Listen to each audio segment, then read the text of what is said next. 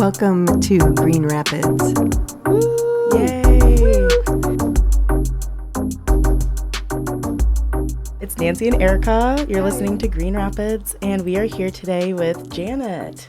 Hi. Our special guest. If you want to introduce yourself for I'm us. Janet Zahn, one of the co-chairs of the Grand Rapids Climate Coalition. Woohoo!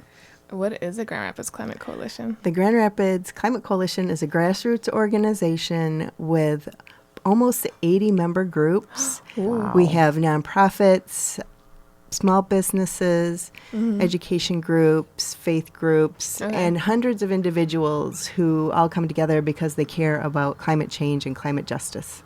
That's exciting. I did not know there was 80. I was thinking more like 20. Oh, no. When we started in 2021, February of 2021 is when the coalition was formed. And I think we had 17 or 19 groups when we first started. And we have steadily been recruiting more and more folks who care about this issue because climate change is affecting everybody in different ways. And so we continue to reach out and bring more people in to build a movement. Yeah. Trying to normalize the conversation about climate. And I think it says so much that there was, like, at the beginning, already 17 organizations ready to jump on board, and that you've grown 70 or almost 70 in 2 years. That's huge. That is super huge. I didn't realize it was like a newer organization. I kind of almost expected it to be like, oh yeah, we've been around since like the 90s. Oh no, we originally were founded by folks who created Grand Rapids Climate Action, and that was a small group that said, hey, we want to work on a climate resolution. We want the city of Grand Rapids to commit to carbon neutrality by 2030. And so we were like this tiny little group. We're like, hey, we should make a coalition, a group of groups, because then we'll have more power. And that's when we started the coalition and said, hey, let's open our arms and our doors and bring as many people into this work as possible. I love it. Gotta amplify the voices. Yes. That's right. So you just mentioned before we started that you've been with them since Grand Rapids Climate Coalition began, right? Yes. I love hearing that. That is just so cool. So, like, you've seen all the changes that have happened over the years. Right. Yeah. I mean, as you said, it's a relatively new organization, but we've deliberately tried to keep our format open and nimble so that we can respond to opportunities that come. So maybe there's some state legislation that needs our attention that will help remove barriers to better sustainability. So we can jump on that. We have a very fluid plan of action, I guess I would say, so we can collaborate with our member groups and other groups who aren't yet members, but who are doing climate work. We have collaborated with UCC, with the Urban Core Collective on a number of occasions, with the Citizens Climate Lobby, who is a member group, Sierra Club, NAACP, lots of different, WEMIAC, Blandford Nature Center, a lot of the usual suspects that you would think. All of our friends. I love the usual suspects. That's right. That's right. So, yeah, we try to make it easy for our members to lift up each other's work. As a coalition, as a group of groups, we don't want to duplicate anywhere. If one of our members is already doing something, we'd rather just help push that effort forward and then use our energy to fill in the gaps of things that we don't see already happening. Okay, well, that's where we should make our movement. Yeah. So avoiding redundancy, which Nancy and I think, have mentioned quite a bit That's before. efficient. Yeah. I'm trying. We're looking for greater efficiency, and that can be hard because I think the cool thing about Grand Rapids is there are so many groups that care about this. The number of groups that are members of the coalition is testimony to that in one way, but also just like, hey, if you go out there and you look, it's like, oh, somebody's working on, climate justice in this regard. Somebody's looking at energy equity. Somebody's looking at how does climate affect us in our homes? How is it affecting us in our green spaces, our physical health, or air quality? There's so many different ways. It's like bringing that work together as a coalition. We're really trying to keep our arms around all of it, and like you said, not duplicate, but amplify the impact. Yeah, especially because like you were saying, like there's so many facets to climate change and how it affects all of us. So like you have all the experts rounded up around this like single round table. Yeah, if it was like, here's the one thing we have to do to fix climate change, that would be awesome. Oh, Yeah. if someone has that answer, please let us know. But it's really 1,000 things or more that we have to do. And so I think that's where it can be really hard for people to feel like, how can I be effective when this is just this one little part? But in reality, it's all those little parts working together that makes the big wave we're trying to achieve at this point. Yeah. And I sometimes explain it to my friends, like even like with your own physical health, like it's not just one thing that you do, right? Like you can't just eat healthy and then lay in bed 24/7. Like it's like, gotta eat healthy, gotta exercise, gotta get outside, get some fresh air once in a while. Gotta sleep enough. Gotta sleep enough. I was one of those 5-hour champs when I was in college. Nancy, knock it off. It's not champion. It's not champ status. But I do like the analogy you just used, thinking about like how a wave is made up of literally millions of drops of water. Like you can't just be one wave. I mean, some people are waves, but like most waves are made up of so much force, and it's individual forces coming together to create like a larger momentum. Absolutely. Yeah. Right. And that's why I think the benefit and the power behind having a coalition is like, we've got all these droplets of all the different groups that care, and each one's doing a small part. And, you know, as individuals, we're each doing our small part, and that's what elevates climate change and climate justice to the level of being, you know, just part of our everyday conversations, and not something that's tucked off in the corner and we pull it off when we want to feel good about ourselves and do this thing. It's like, no, this is kind of how we live our lives. And I think with the coalition, a big part of what we try to do in the beginning of each year is, all right, what do our members want to focus on? What do they want to put their energy behind? And for this year, because the city of Grand Rapids is redoing its master plan, that actually rose to the top level of people's concern, because they recognize that what we need to really build the movement is to have climate change be part of all of the conversations. Absolutely. So how do we insert that into the Grand Rapids master plan?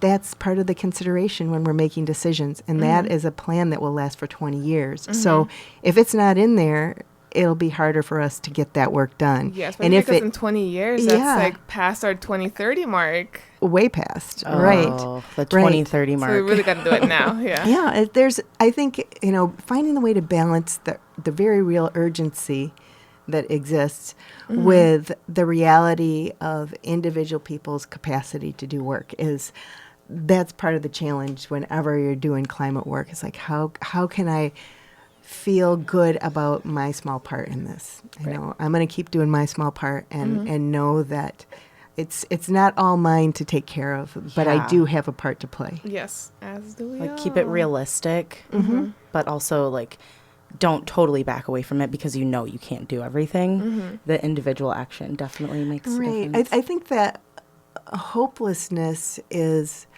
a big detractor from engagement. So what we have to be able to do is say, here's the vision of what it can be if we get our act together. Yeah, you know, I get caught up in the doom and gloom sometimes myself. I haven't noticed, Nancy. It's hard not to. It's hard not to because the reality is pretty grim if we don't do anything. Yeah. So I think that motivation is, we can have a healthy planet. We can have renewable energy. We can have green spaces. We can have food justice.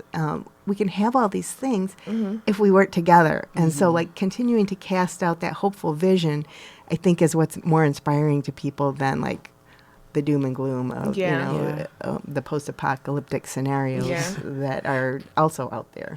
Eek. And to be fair to Nancy's point, if we don't see the effects that we're facing, then we won't do anything about it. So some part of it is like being educated on the really intense portions of climate change, and then the other is being informed on the solutions for climate change. Yep, it is that it's balancing the grim reality with the hopeful future. Totally. Yeah. Oh, look, he's put that so nicely. That was a really great.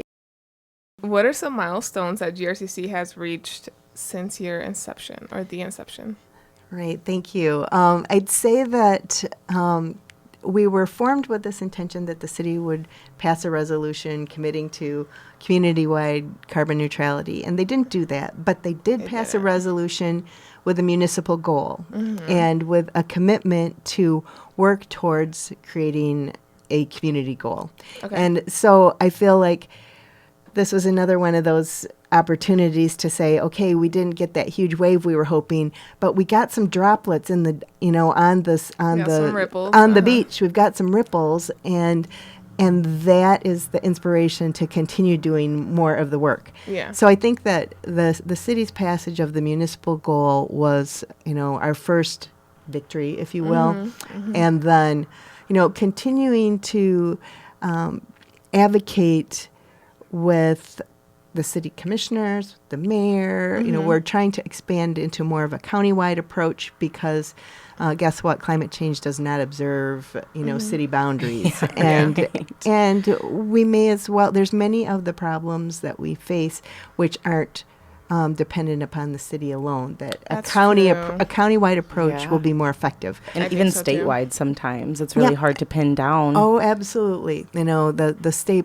I would say that another victory that we can't take sole responsibility for, but we participated in last year, the major effort by a number of groups to submit massive amounts of public comments to the Michigan Public Service Board with regard to Consumers Energy's Integrated Resources Plan. Now that sounds all wonky, but it's kind of like a master plan for consumers energy. For consumers energy, what they're going to do in the next 10 to 15 years.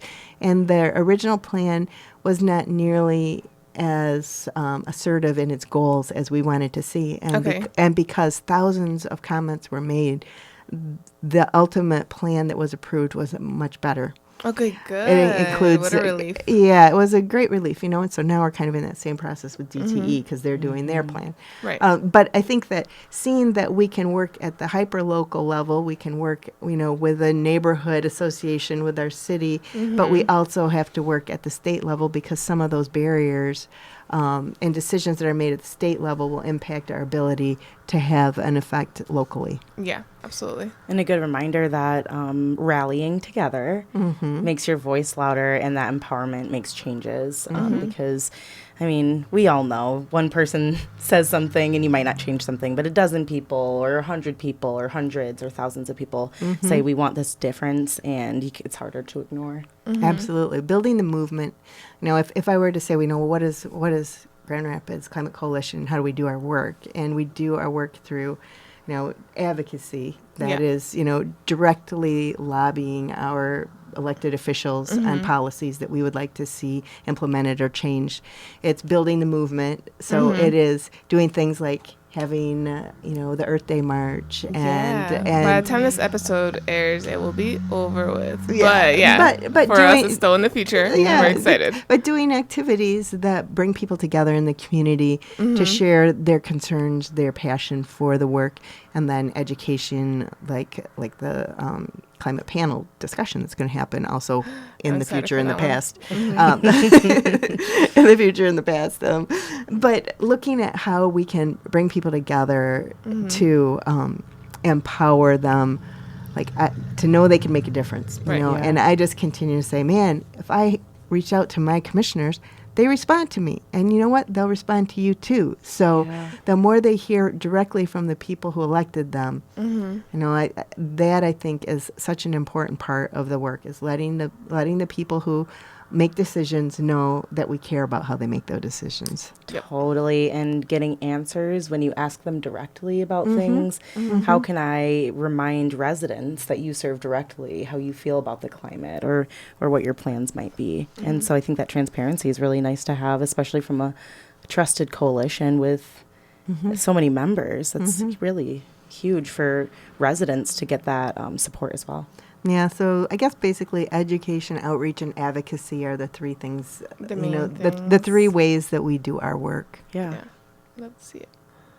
What are some positive changes or negative changes you've seen in Grand Rapids over the last couple of years as you've been working with the coalition? And then I know you're also really active with a lot of other organizations throughout the city.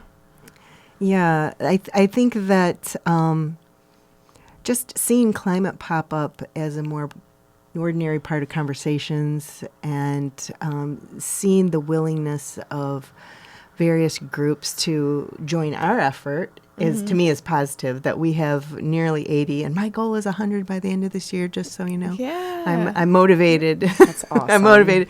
But, just to building that movement, getting climate justice to be a more ordinary part of conversation, I think is really hopeful. Yeah. Seeing that there's interest in things like community composting, that there's interest in renewable energy, that there's interest in, and that people are starting to think differently about transportation. Those are all things that matter, and it feels like they're slowly but surely becoming a more normalized part of the conversation. Yeah. And then I even just like us going to restaurants and things, we've noticed that more places are using more like compostable, like biodegradable cutlery or like takeout containers. Can we shout out where we went? Field and Fire the other day. We went, and I think at least 80 or 90% of what they gave us. 90% of what they gave us was like biodegradable or compostable. It just felt so good to not feel guilty for getting a meal to go, because I don't think anybody should feel guilty for that. But like when you get it and it's excessive amounts of plastic, you can't really avoid like, it. Icky, you know. Yeah. And another little tip and trick that I have come up with over the years is I've saved a few of those plastic containers from carryout, and I have them in my car. So I bring my own. If I know I'm not going to eat it, okay, this place, I know they have big portions. I'm not going to eat it all. I bring my own container with me. That's smart. So there's my my trick and tip for people. I love that. When they talk about the reduce, reuse, recycle, reduce is the first one. So huge. Yeah, I think so too. Take fewer recyclable, even if they are recyclable or compostable. Take fewer of those containers from the restaurant. Bring the one you already have and reuse it. I'm obsessed with this idea. I really do love it. We're gonna do it now. So since climate is trending now, like how do you kind of project that that's going to be affecting the movement within like the next 3 to 5 years? Like, do you think that the city will actually be pressured to take a more bolder approach, or is there things that residents can do or should do within the next couple of years as we're nearing our scary 2030? I know it is feel like that date is rapidly approaching. Well, the city has a number of policies already and some great goals in place. I think that it's up to community members to support those and advocate for stronger, more aggressive goals. Yeah. And the more that we say we care about that, the more pressure it puts on them to do so. Yeah. I want to just acknowledge the fact that not every city has an Office of Sustainability, and we're lucky that we have that. That's true. That's true. And they're working hard. I think that with community support, they can do more. I think a lot has to do with how our tax dollars are allocated. Absolutely. So we can perhaps reinvest some of the money that we have in different ways. Just looking at what is it, how is our community feel safe? And part of that for sure is environmental sustainability. So, Totally. my shout out to the city's Office of Sustainability is, hey, I just want you to have more money so you can do more. Absolutely. Well, and somebody said, I think they were talking about Ann Arbor and how they have like 11 staff members for their Office of Sustainability. And I think we have 3 or 4. Three. Right. Like, think about how much work as the second largest city in the state. Ann Arbor is not even the second largest city in the state, and they have 5 times as many people that are able to be funded for their jobs in their office. So they have a long history of environmentalism and green policies. And Grand Rapids kind of started out with that. I think that we have the opportunity to kind of climb back up the totem pole and become, one of the greener cities. But it's going to require doing some things differently, making some other kinds of commitments. Ann Arbor did a ballot initiative that was incredible, that passed by 70% of the citizens to do a very aggressive climate action. That's phenomenal. So that's partly why they get to have an 11-person Office of Sustainability, because the whole community really cares. And that allows for them to do effective work. Yes. Oh, that's so cool. I just love hearing that. Like, as soon as you ask the people, they give you an answer. That's the easiest way to make really big changes.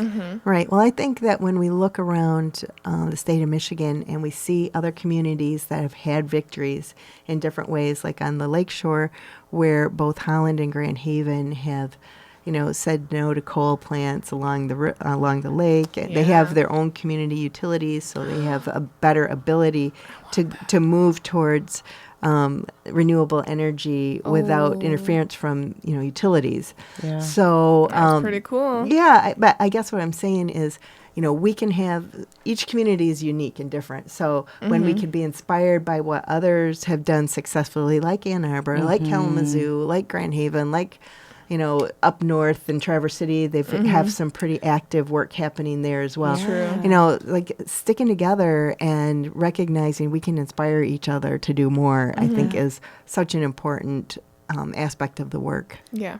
Because we aren't operating in a vacuum, and let's not be in silos. Yeah. And we can take advice from places that are our neighbors and try to implement them into our systems, because if Ann Arbor can do it, or if Traverse City can do it, or if Holland can do it, there's really no reason why Grand Rapids can't, as long as we follow the right steps to get there. Right.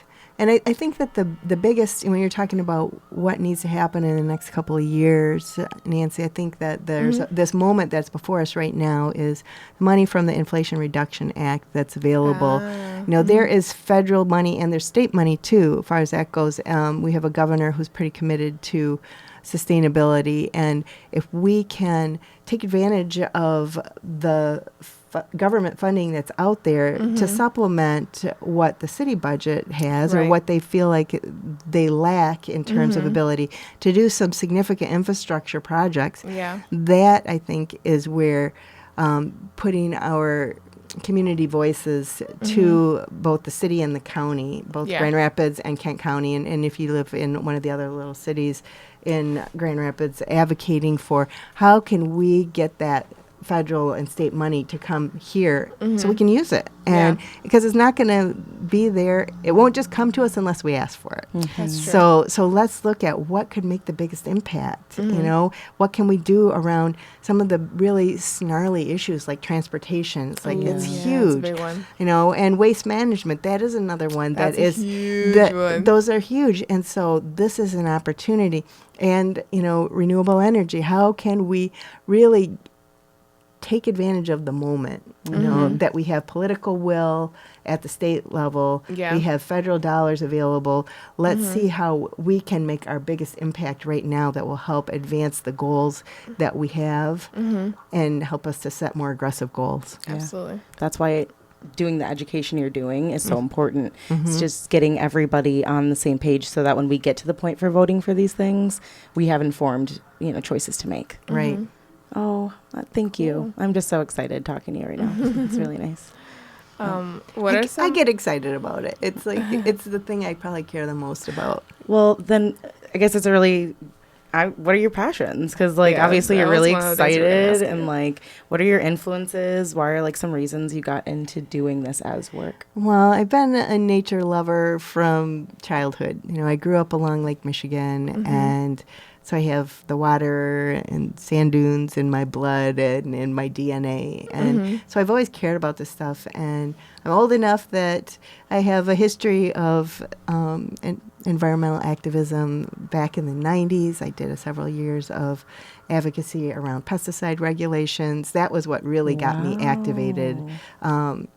It was like the idea that people were using all these poisons in their yards, and that got me all revved up. And I'm like, all right, what's going on? What is going on right now? And how could I plug into this? So, I have cared a lot. I think that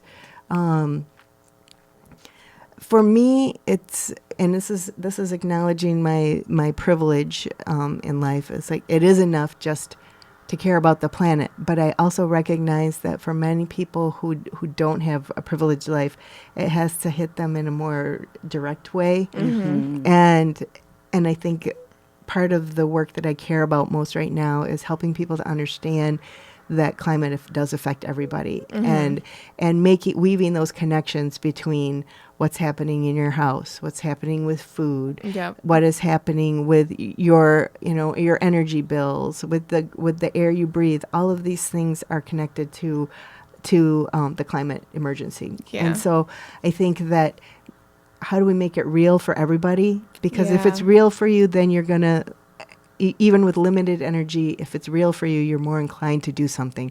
If I don't see how that connects to me personally, I may not feel like I need to do anything about it. Yeah, and in this city, I feel like we do go through a little bit of a disconnect because, we just go to, food comes from a grocery store, right? But we don't think about the fact that, like, hey, climate affects agriculture. Agriculture affects, like, food availability or food scarcity.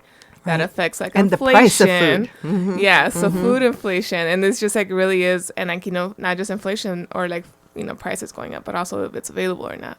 So it's something that people, I feel like, don't really consider until it is already a problem, but not so much before it becomes a problem. Yeah, and I think that in terms of what would make the biggest impact in reducing the carbon footprint of the community as a whole is the switch to renewable energy. So what can we do to put solar in this city, in this county? That is, I think, the most mini-max, minimum effort, maximum result is to go solar as much as we can. So I think that I'm passionate about that. I'm learning every day more about how to do this work because I don't have a background in climate science or anything like that. I'm just a regular. None of us do. I'm just a regular person who cares and decided to, okay, what are the skills that I have that I can bring to this issue? And I think that would be my call to action for anybody is like, hey,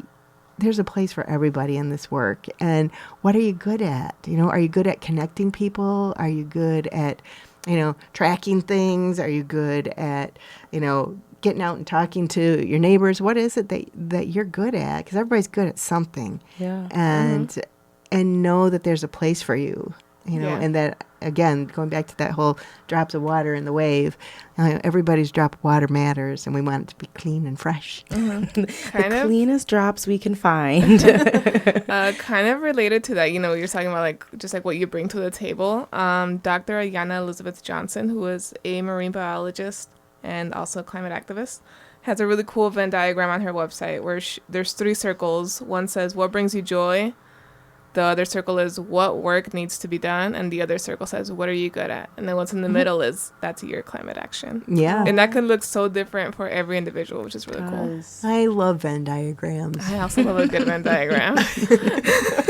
Don't get me started on a Venn diagram. I will go off. Well, that is a really good one. And I think that, finding the different lenses through which to approach this is so important because there's that 1,000 or million things that we have to do, not just the one thing. So, what's the part that works for you, and do it joyfully. Yeah. So the 3 of us are not trained experts, and yet we are in this work.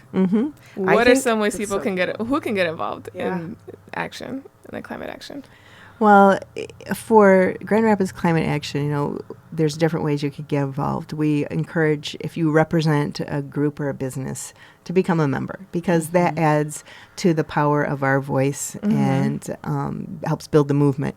But if you actually want to, like, do stuff, one of the things we're trying to bring people in to help us with our communications. We have a very active communications group, but we need more people to help us, develop our social media strategies and, do graphic design, just some of those basic kinds of things that any organization would need. We need those too. We also need people who are willing to show up and give comments in public meetings and, like, the city commission or county commission meetings. Individual voices really matter. So, if you're not too shy to stand up and do that, we'd love to have you be part of it, part of that group. If you don't like to stand up and, speak in public, you can have your voice heard by being part of the team that responds when all the different organizations say, we need someone to send an email now. Yeah. Can you make a call right now? I participated with the Citizen Climate Lobby, had a thing where you could sign up, and for, I don't know, maybe a couple of years, I feel like I did. Once a month, they would send me a text and say, hey, it's your time to call, I Stabbing signed up Out for that Peters too. and Meyer. And so they would say, like, here's your script, and you could say that exactly, or you could, add to it. But, I think that being willing to be part of the group that is constantly responding to, we need a lot of people who will make a comment now. That is an important role. It doesn't feel very sexy, but the more people that do it, the more the more people have to listen to. It's like, hey, I had, if a elected official says I had, like, depending is it local, state, federal, I had 50 people locally contact me. That's huge. That's huge. Even 5 or 10 people contacting someone about the same issue is significant. Yeah. So being willing to, shoot an email or respond, click on a link and, sign your name to stuff, that matters. Yeah. Showing up and talking about what you care about matters. Tabling at events. There's a lot of different things that are helpful to our work. And of course, changing your own behavior in those ways that that individuals can. Yeah. So it sounds like anybody. But you did mention membership to the Grand Rapids Climate Coalition. What does that take? Yeah, if you were to send an email to info@grclimate.org, we could send you the information. And it's a really, the requirement to be a member is very simple. We don't demand a lot from anyone. We hope you'll get involved, but you can be a member as simply as signing off on the thing and says, hey, we agree with your goals, and you can use our logo on your website. It can be as simple as that. We hope that people will be more engaged in that. And so, we meet a couple times a month by Zoom. That makes it easy for people to participate. We give updates on, what are we working on currently. We give our member groups an opportunity to share what they're working on if they have calls to action out there. So, there's a place for everybody, and we'd love to have you come along. You know what I was just thinking too, like, as an employee, if maybe you don't have your own business or you don't have your own group, maybe you could form a group within the place that you work in, or ask your employer to potentially like join in on doing something like that. And I think the more we tell people like, hey, this matters to me, no matter who they are, it just builds that awareness. You think say, hey, I think we should join this, and I think we should also do composting as, a business, or I think we should also make sure that we're recycling or donating more. Right. Exactly. Yeah, and you don't have to be part of a business or a group to be part of the coalition, and any individual who cares can be actively involved. And we just say the more the merrier. Even when we did the art build, I mean, how many individuals were just there volunteering for their time? Yeah, there was at least, I think, 3 or 4 younger people who were just there helping out. And so, I mean, I would assume that the teenagers weren't involved in their own group or, you know. I think they were from the Sunrise movement. Okay, So Sunrise GR is one of our member groups. Beautiful. Yeah. Well, those young voices matter so much. That's why we're doing it. We're doing it for you. I mean, as someone that is, not a young person anymore. I might be young in spirit, but my body is not as young as it once was. So, I think about the generations coming after me, and it's like, man, I want them to have a place that's as livable as the one I'm in. Absolutely. Well, Janet, you've been talking about pesticides since the 90s, and a lot of people wouldn't even consider what that means for their lives. But now everybody knows that they impact our pollinators, 30 years later. Right. So that's huge. Right. Yeah. Well, I was concerned. For me, it was... Can I tell you the story? Go for it. Oh, we whatever love you want stories. We love stories. Yeah. Well, I was, I'd become like kind of a home herbalist. I was teaching my preschool kids that you can just pick anything out of the yard and eat it and taste it and sample it. I was wildcrafting medicines, and one day, kids and I had been out. We came home and there was one of those true green flags in the yard, and I was like, "What the heck is this?" I didn't, and they're like, and a bill in my drawer. And a bill? Yeah, so I call them up and I'm like, hey, you're not supposed to, what the heck is this? And they're like, oh, probably your neighbor complained and they just reported you. And I was like, something is wrong here that you don't have to have like a signed agreement before you put poisons on people's yards. Yeah. And I got super incensed about it. And somehow, I don't remember who it was, said, you should talk to WEMIAC. And they were doing lobbying at the state level at that point, and I just kind of jumped into it. Again, no, not really knowing what I was doing, but they were trying to, and the industry successfully lobbied to prevent any local ordinances. So you can only have the state law. You can't have, if you have a community that wanted to have a stricter law, you can't do that. You know, preemption is what they were working on at the time. And what I ended up doing, you know, the trade-off was we're going to require integrated pest management at schools, because a lot of people who were there were saying, you know, what this is, children's bodies are so much more vulnerable to these toxins, and you know, how do we know they aren't just going in and randomly spraying stuff? Yeah. And so that was a reasonable trade-off, but my real activism then was to conduct a local survey, all the different school districts. Do you know what integrated pest management is? Do you know, you know, are you doing it? Do you know what to do? Yeah. And, you know, just to check in and see what were they doing. Did they know how to do it? And I got a great response from the guy who was in charge of Grand Rapids Public School, and he got totally behind it. And so GRPS, the second largest school district in the state, adopted and implemented integrated pest management right away. Great. Wow. Yeah. Yeah. Okay, so that probably felt so good, like as an individual, just like getting started, like what can I do? And all of a sudden, Yeah. I think that's the thing. You just never know. Spite is a lovely motivator. right, like you're not going to spray this in my yard. Hold up. Yeah. Anyway, so that was a great opportunity for me to see that, an individual can make a difference. And I didn't really think of it as that so much until I saw the guy from Grand Rapids Public Schools, Bob Stoddard, who then left the school system and started his own integrated pest management business. No way. Yeah, I saw him. I'm like, hey, I didn't know if you would remember me. And he goes, what? You changed my life. Are you kidding me? Oh my gosh. That is so beautiful. Oh, it does make a difference what you do. So Yeah. I love that. And it comes full circle too. Like, I mean, how much more your kids know for foraging and just all of that. Right. Yeah, they turned out to be tree huggers. So Yay. Oh, No you did kidding. something right. Well, I also turned out to be a tree hugger. So all of us had that a little bit or piece. So our call to action for this episode, since we're all going to be doing like spring cleaning, we would like to see if we could maybe repurpose or refurbish something instead of just getting rid of it. Either that or consider a yard sale or donating it if it is something that you have to get rid of.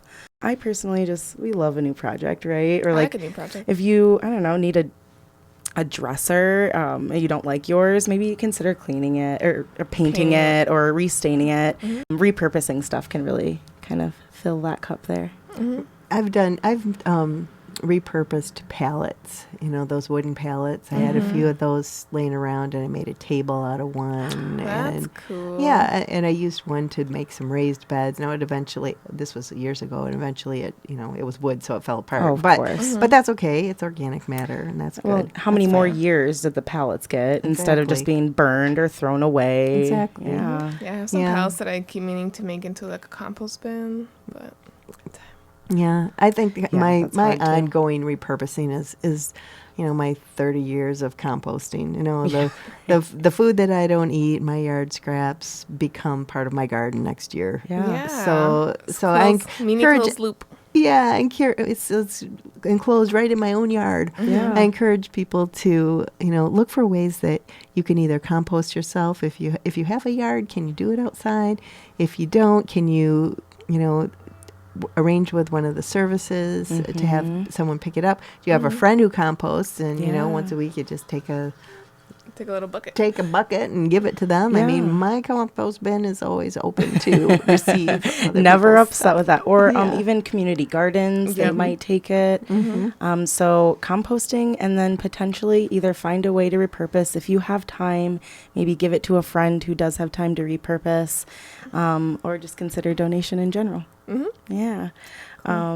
thank you so much for being here today. I feel like Thanks I for learned a having me. lot, Fun. but every time I talk to you, I feel like I learned something really interesting about you. And I love hearing your stories. Well, thanks for the invitation. Thanks for the work that you're doing to put this a very important subject matter out into, the ethers where more people can hear about it and find ways to make their own way in the process of dealing with climate change. And hopefully climate advocacy too. Yeah. I mean, as unofficial environmentalists, we gain a lot from these conversations. Like, this is how we've all learned, right? Sure. Documentaries, books, and conversations with Absolutely. people. So we learn from each other. this is huge. Remember, word of mouth is powerful, so spread the word. It is. And we are all baby drops of a wave. That's right. There you So- go. That's right. So waving goodbye. Yeah. Well, let's wave goodbye. And thank you again for joining us today. Thank you at home for listening to Green Rapids Podcast.